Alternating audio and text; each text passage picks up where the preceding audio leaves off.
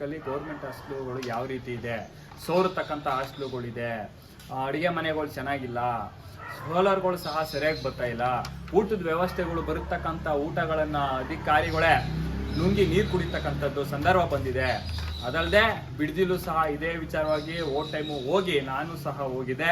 ಅಲ್ಲಿರತಕ್ಕಂಥ ಅಧಿಕಾರಿಗಳನ್ನ ಸಹ ಬಿಡದಿ ಸಂಬಂಧ ಹಾಸ್ಟೆಲ್ ಅಧಿಕಾರಿನ ಕಲಿಸಿ ಅಲ್ಲೇ ನೋಡಿ ಚೆಕ್ ಮಾಡಿ ಅದೇ ಟೈಮ್ಗೆ ಊಟ ಬರ್ಸೋದಕ್ಕೂ ಒಂದೇ ಟೈಮ್ಗೆ ಹುಳನೂ ಸಹ ಸಿಕ್ಕಿತ್ತು. ಹಾಗಾಗಿ ಇವತ್ತು ಮಾಡುವಂಥ ಏನು ಗೌರ್ಮೆಂಟ್ ಅಧಿಕಾರಿಗಳು ಏನಿದ್ರೆ ಯಾವುದೇ ರೀತಿನೂ ಗೌರ್ಮೆಂಟ್ ಹಾಸ್ಟೆಲ್ ವಿಚಾರವಾಗಿ ಯಾರು ಸಹ ಕ್ರಮ ಕೈಗೊಳ್ತಾರ ಬೇಕಾಬಿಟ್ಟಿ ನಡೆಸತಕ್ಕಂಥ ಈ ಒಂದು ದುರ್ವ್ಯವಸ್ಥೆ ನಮ್ಮ ಕರ್ನಾಟಕದಲ್ಲಿದೆ.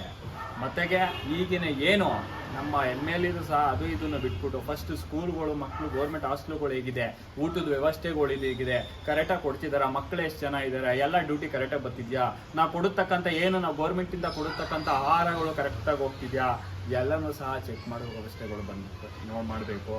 ಇವತ್ತು ನೀವು ಅಂದ್ಕೊಂಡಿರ್ಬೋದು ನಮ್ಮ ಕರ್ನಾಟಕದಲ್ಲಿ ಎಲ್ಲ ಕರೆಕ್ಟಾಗಿದೆ. ಇವತ್ತು ನಮ್ಮ ಕರ್ನಾಟಕದಲ್ಲಿ ಯಾವುದೇ ರೀತಿಯಲ್ಲಿ ಏನೂ ಸಹ ಕರೆಕ್ಟ್ ಇಲ್ಲ.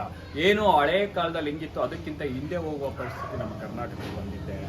ಇವತ್ತು ಏನು ನಮ್ಮ ಏನು ಸ್ಕೂಲ್ ಆಗಿರ್ಬೋದು, ಗೌರ್ಮೆಂಟ್ ಹಾಸ್ಟೆಲ್ಗಳಾಗಿರ್ಬೋದು, ಮತ್ತೆ ಇನ್ನೂ ಒಂದು ಏನು ಹಳ್ಳಿಗಳಾಗಿರ್ಬೋದು, ಏನು ಗೌರ್ಮೆಂಟ್ ಹಾಸ್ಪಿಟ್ಲ್ಗಳಾಗಿರ್ಬೋದು, ಎಲ್ಲ ದುರ್ವ್ಯವಸ್ಥೆ ಕೆಟ್ಟು ನಿಂತು ಹಾಳಾಗಿದೆ. ಅಧಿಕಾರಿಗಳು ಸಹ ಜನಗಳು ಸಹ ಮರ್ಯಾದೆನೂ ಸಹ ಕೊಡ್ತಾ ಇಲ್ಲ, ಕೆಲಸಗಳು ಸಹ ಸರಿಯಾಗಿ ಮಾಡ್ತಾ ಇಲ್ಲ. ಯಾರೋ ಎಷ್ಟೋ ಒಂದು ವಿಸಿಟ್ ಕೊಟ್ಟರು ಆ ಹಾಸ್ಟೆಲ್ಗಳು ಸಹ ಅಧಿಕಾರಿಗಳು ಇರಲ್ಲ, ಟೈಮಿಂಗ್ಸ್ ಇಲ್ಲ. ಯಾವುದೇ ಕಾರಣ ಅವ್ರ ಅಪ್ಪನ ಮನೆ ಬಂದಾಗೆ ಬರೋದು ಹೋಗೋದು ಇಷ್ಟ ಬಂದಾಗ ಹೋಯ್ತಾರೆ, ಇಷ್ಟ ಬಂದು ಬರ್ತಾರೆ. ಯಾವುದೇ ಕಾರಣಕ್ಕೂ ರೂಲ್ಸ್ ಫಾಲೋ ಮಾಡ್ತಾ ಇಲ್ಲ.